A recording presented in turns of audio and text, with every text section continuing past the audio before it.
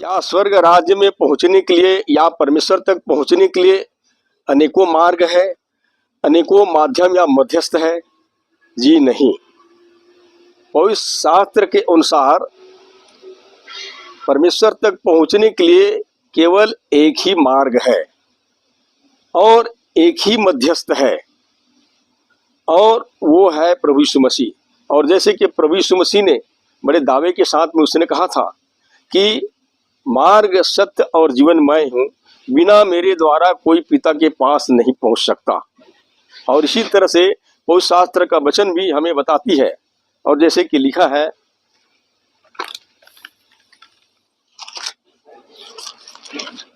क्योंकि परमेश्वर एक ही है और परमेश्वर और मनुष्यों के बीच में भी एक ही बिचवई है, अर्थात मसीह यीशु।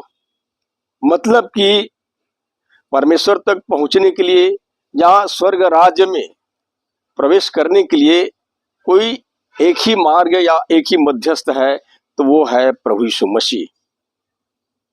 अब देखते हैं कि कोई किस प्रकार से स्वर्ग के राज्य को देख सकता है, या स्वर्ग राज्य में मिरास पा सकता है, या परमेश्वर के घराने के सदस्य किस प्रकार बन सकता है। आइए परमेश्वर के वचनों में से कुछ बातों को पढ़ करके समझेंगे। और जैसे लिखा है, फरीसियों में निकोदेमुस नामक एक मनुष्य था जो यहूदियों का सरदार था। यूहन्ना रचित सुसमाचार 3 अध्याय वचन 1 के अनुसार हम देखते हैं, फरीसियों में निकोदेमुस नामक एक सरदार था। वो फरीसियों का सरदार था और वो तमाम यहूदियों का प्रतिनिधि था, और यहाँ तक कि वो इजरायलियों का धर्म गुरु था। और जैसे आगे लिखा है, उसने रात को यीशु के पास आकर उससे कहा, रात को।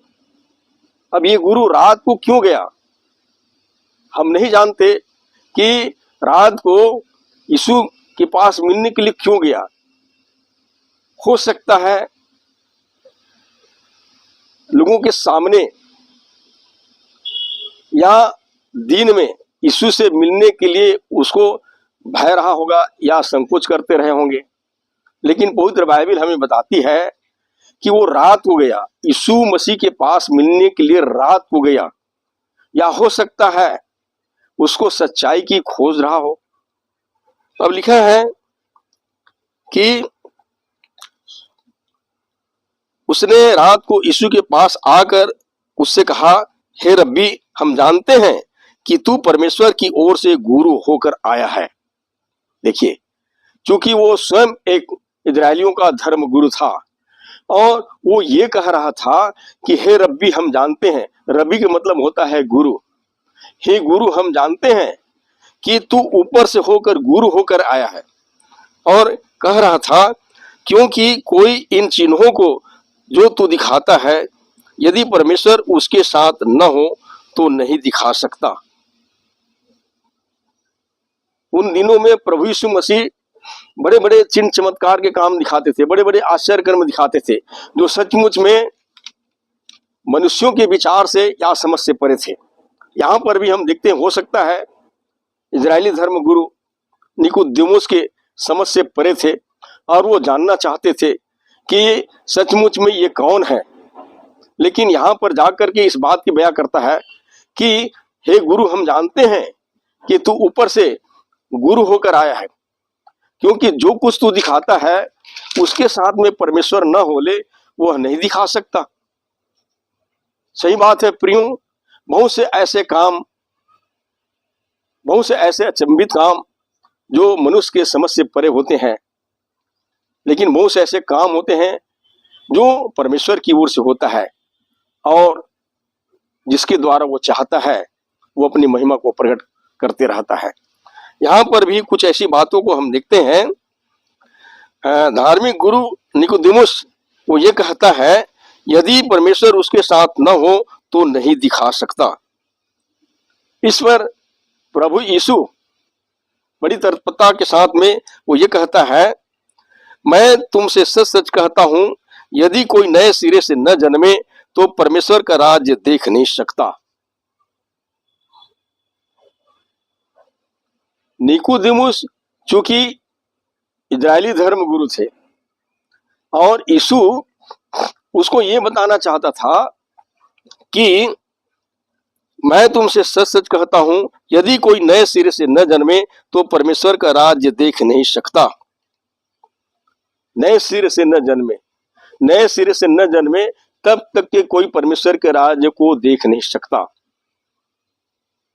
नए सिरे से, इसकी तात्पर्य क्या है? नए सिरे से जन्म लिए बिना कोई स्वर्ग के राज्य को देख नहीं सकता। स्वर्ग राज्य को देखने के लिए लोगों को नए सिरे से जन्म लेने की जरूरत है, यानी कि अपना मन और हृदय को बदलने की जरूरत है। आगे हम देखते हैं, जैसे लिखा है, निकोदेमुस ने उससे कहा, मनुष्य जब बूढ़ा हो गया तो कैसे जन्म ले सकता है? क्या वह अपनी माता के गर्भ में दूसरी बार प्रवेश करके जन्म ले सकता है? प्रियों, यह इतनी मार्मिक भेद की बात है जो सचमुच में इजरायली धर्मगुरु निकोदेमुस के समझ से परे थे। और आज भी शारीरिक व्यक्ति इस बात को नहीं समझ पाता। इस पर निकोदेमुस ने प्रश्न किया कि क्या आदमी जब बूढ़ा हो गया तब भी से अपनी मां के गर्भ में दूसरी बार प्रवेश करके जन्म ले सकता है? क्योंकि ये बात सचमुच में इजरायली धर्म गुरु के समझ से परे थे, निकोदेमुस के समझ से परे थे। और यह प्रश्न करता है कि ऐसा कैसा संभव हो सकता है? नए सिरे से जन्म लेने की तात्पर्य क्या है? उसकी समझ में यही आया कि जिस तरह से शारीरिक जन्म मनुष्य लेता है, तो क्या वो बूढ़ा होकर के भी फिर से अपने मां के गर्भ में से दोबारा जन्म ले सकता है? लेकिन नहीं, यह बात ऐसा नहीं था। आगे हम देखते हैं प्रभु यीशु मसीह इस पर क्या उत्तर देता है। और जैसे कहता है, मैं तुमसे सच सच कहता हूं, जब तक कोई मनुष्य जल और आत्मा से न जन्मे तो वह परमेश्वर के राज्य में प्रवेश नहीं कर सकता। यहां पर पहली बार प्रभु यीशु मसीह ने कहा कि जब तक कि कोई नए सिरे से न जन्मे वह स्वर्ग राज्य देख नहीं सकता। लेकिन यहां पर कहता है कि मैं तुमसे सच सच कहता हूं, जब तक कोई मनुष्य जल और आत्मा से न जन्मे वह परमेश्वर के राज्य में प्रवेश नहीं कर सकता। जब कोई व्यक्ति परमेश्वर के राज्य में प्रवेश करेगा तभी ना उस राज्य को देखेगा। पहले तो उनको प्रवेश करना जरूरी है। जब हम किसी के घर में घुसते हैं तो अंदर की बात को जानते हैं, पहले प्रवेश करना होता है। इसी तरह से स्वर्ग के राज्य में प्रवेश करने के लिए यहां पर प्रभु यीशु मसीह ने कहा कि मैं तुमसे सच सच कहता हूं, जब तक कोई मनुष्य जल और आत्मा से न जन्मे, जल और आत्मा से न जन्मे। जल और आत्मा के इस चर्चा में हम देखते हैं बपतिस्मा की अवधारणा मिलती है। बपतिस्मे की अवधारणा मिलती है। जल चूंकि शुद्ध होने के तात्पर्य को दर्शाता है और आत्मा बदल सकने वाली सामर्थ्य को दर्शाता है। इसलिए जब तक कि कोई आदमी परमेश्वर की आत्मा को पाए बिना स्वर्ग के राज्य में प्रवेश नहीं कर सकता। परमेश्वर के राज्य को देखने के लिए उन्हें नए सिरे से जन्म लेना होगा। नए सिरे से जन्म लेने का मतलब है आत्मिक रूप से। आत्मिक रूप से प्रियों, हम सबका एक बार शारीरिक रूप से जन्म हुआ है। हम सब माता के गर्भ से शारीरिक रूप से जन्म लिए हैं, परंतु स्वर्ग राज्य को देखने के लिए या स्वर्ग राज्य को पाने के लिए मनुष्य को बदलना होगा, नए सिर से बदलना होगा, अपनी मन और हृदय को बदलना होगा। तो इसका अभिप्राय यह है कि नए सिर से जन्म लेने के यह कि उन्हें जल और आत्मा से जन्म लेने की जरूरत है। और जैसे कि हम देखते हैं, जल चूंकि शुद्ध होने के तात्पर्य को दर्शाता है और आत्मा बदल सकने वाली सामर्थ्य को। अब ऐसा नहीं है जल कहीं का भी जल उसको शुद्ध कर दे, परंतु जल का मतलब ये होता है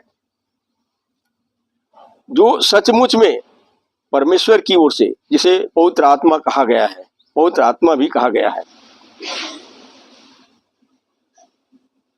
और हम बता दें कि जिस तरह से एक मनुष्य जो शारीरिक रूप से जन्म लेता है तो उस मनुष्य को उस परिवार का सदस्य बनाता है, उसी तरह से आत्मिक जन्म परमेश्वर के घराने के सदस्य बन जाता है।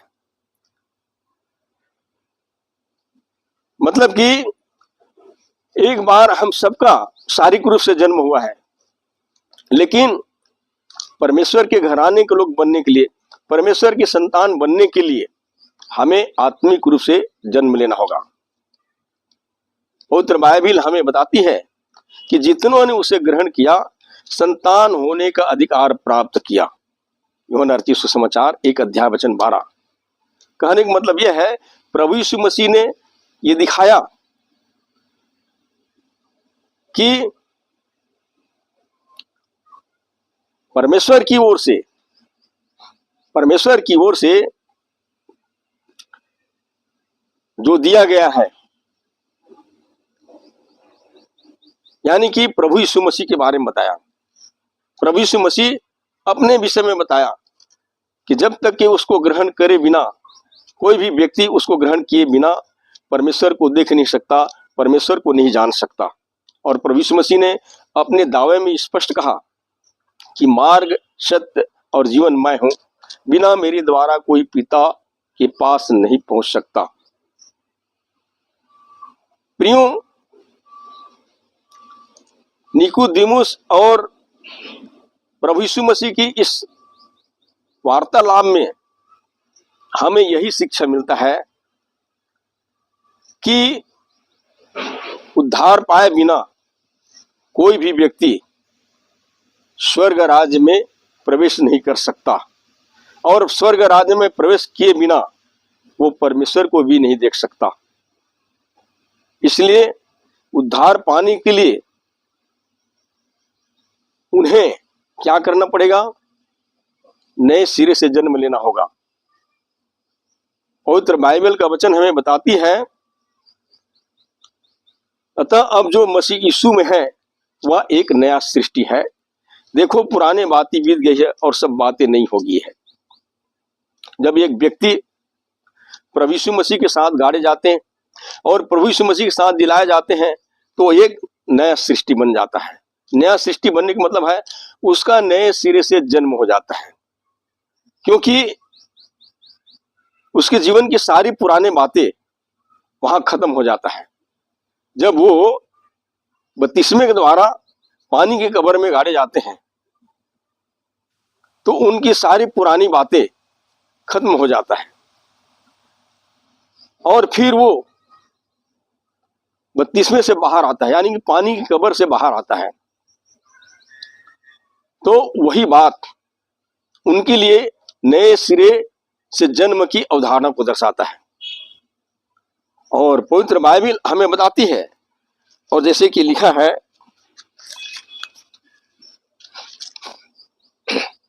क्या तुम नहीं जानते कि हम सब जिन्होंने मसीह यीशु का बपतिस्मा लिया उसकी मृत्यु का बपतिस्मा लिया, अतः उस मृत्यु का बपतिस्मा पाने से हम उसके साथ गाड़े गए, ताकि जैसे मसीह पिता की महिमा के साथ मरे हुए में से जिलाया गया वैसे ही हम भी नए जीवन की सी चाल चलें। पवित्र बाइबल हमें बताती है कि जब कोई आदमी मसीह यीशु में बपतिस्मा लेता है तो उसके साथ गाड़े जाते हैं, और जो उसके साथ गाड़े जाते हैं वो जिलाए भी जाते हैं, मसीह के साथ जिलाए जाते हैं। मतलब यह क्रिया जो है उस तात्पर्य को दर्शाता है कि मनुष्य को अपने पाप के लिए मर जाना होगा, और जब तक कि अपने पाप के लिए नहीं मर जाएगा तब तक कि उसको धार्मिकता का जीवन प्राप्त कर पाना संभव नहीं हो सकता। और जैसे लिखा है, अतः उस मृत्यु का बपतिस्मा पाने से हम उसके साथ गाड़े गए, ताकि जैसे मसीह पिता की महिमा के द्वारा मरे हुए से जिलाया गया, वैसे ही हम भी नए जीवन की चाल चलें। जब वो पानी की कब्र से बाहर आता है तो उसका बदला हुआ जीवन, नए चाल चलन, नया सोच, नया विचार, मतलब हृदय का जो परिवर्तन, यही बात उसको नए सिरे से जन्म लेने की तात्पर्य को दर्शाता है। प्रियो, जैसे कई लोगों का मानना है कि बपतिस्मा लेने से लोगों को ईसाई धर्म में मिलाया जा रहा है। नहीं, ऐसा नहीं है। पवित्र बाइबल के अनुसार एक व्यक्ति को सचमुच में बदलने की या नया करने की कोई सृजनात्मक शक्ति है तो वो है मसीह यीशु में। इसीलिए तो पवित्र बाइबल ये कहती है, अतः अब जो मसीह यीशु में है वह एक नया सृष्टि है। मतलब कि इस तरीके से वो यदि मसीह यीशु के साथ गाड़े जाते हैं और मसीह यीशु के साथ जिलाए जाते हैं, तब उनका जो बदलाव है, जो परिवर्तन है, यानी कि नए जीवन किसी चाल चलन, वही उसके नए सिरे से जन्म लेने की तात्पर्य को दर्शाता है। और ये तो अवश्य है कि उद्धार पाए बिना कोई भी व्यक्ति स्वर्ग के राज्य में प्रवेश नहीं कर सकता। और उद्धार पाने के लिए पहले हमें बपतिस्मा लेने की जरूरत है, क्योंकि प्रभु यीशु मसीह ने कहा है, जो विश्वास करे, बपतिस्मा ले, उसी का उद्धार होगा। तो मेरे प्रिय भाई बहनों, यहां जो हम देख रहे थे, निकोदेमुस और प्रभु यीशु मसीह के साथ जो वार्तालाप है, इसमें बहुत कुछ बातें हैं, लेकिन यहां जो कुछ भी बातें हैं जो प्रभु यीशु मसीह ने कहा, वो ये है कि जब तक कोई मनुष्य जल और आत्मा से न जन्मे तो वह परमेश्वर के राज्य में प्रवेश नहीं कर सकता। स्वर्ग के राज्य में प्रवेश करने के लिए उन्हें जल और आत्मा से जन्म लेना होगा। और जैसे कि हमने बताया कि जब कोई व्यक्ति मसीह यीशु के साथ गाड़े जाते हैं और जिलाए जाते हैं, तो यही क्रिया उनके लिए जल और आत्मा से जन्म लेने की तात्पर्य को दर्शाता है। और जैसे यीशु मसीह ने आगे कहा, क्योंकि जो शरीर से जन्मा है वह शरीर है, और जो आत्मा से जन्मा है वह आत्मा है। यानी कि जितना जो कुछ भी हम देखते हैं या जो शारीरिक रूप से जन्म लेता है, वो शरीर है। वो शरीर स्वर्ग राज्य का अधिकारी नहीं बन सकता, वो शरीर स्वर्ग राज्य की योग्य नहीं बन सकता।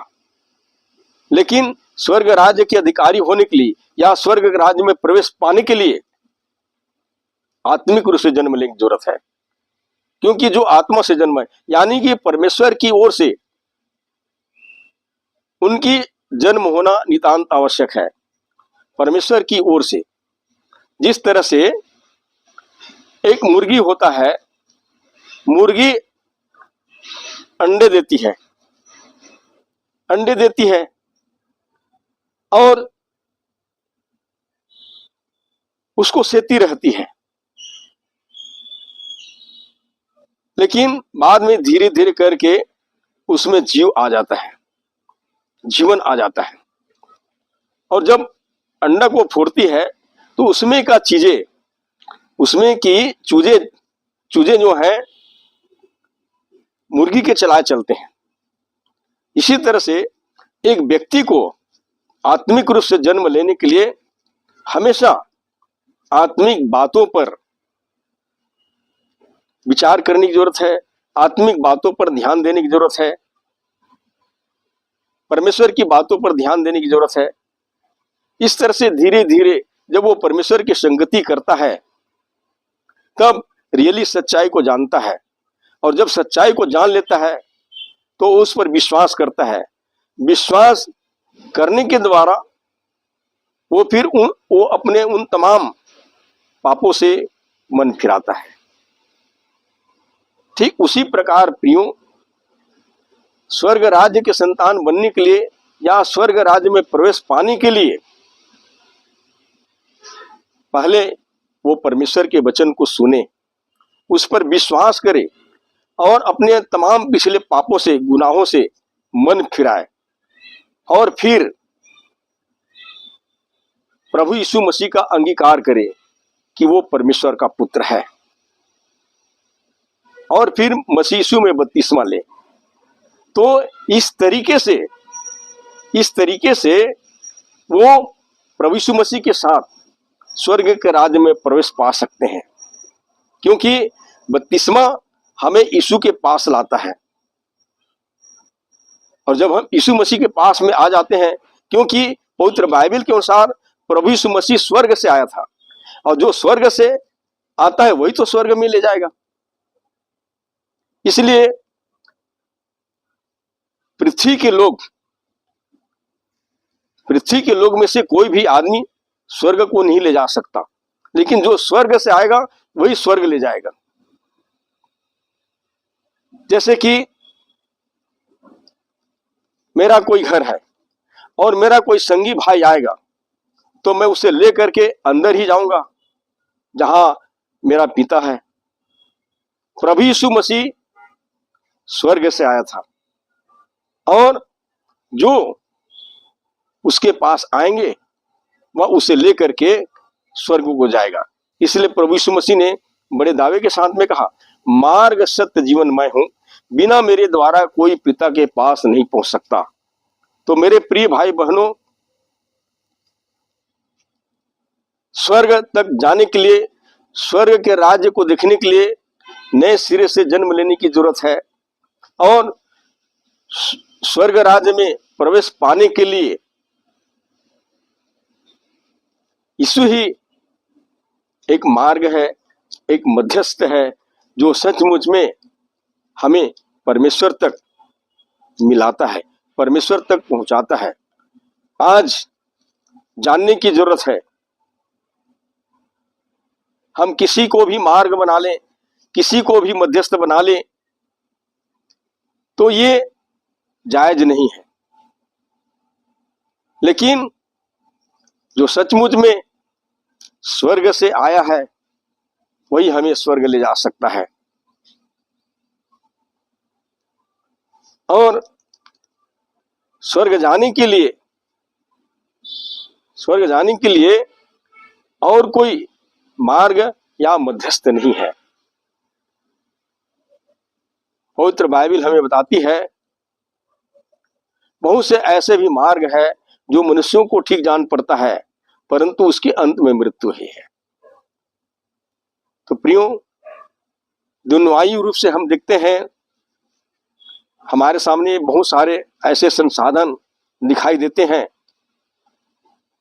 धार्मिक परंपरा, धार्मिक रीति विधि, ये तो मनुष्य का बनाया हुआ ढंग है, तरीके हैं। लेकिन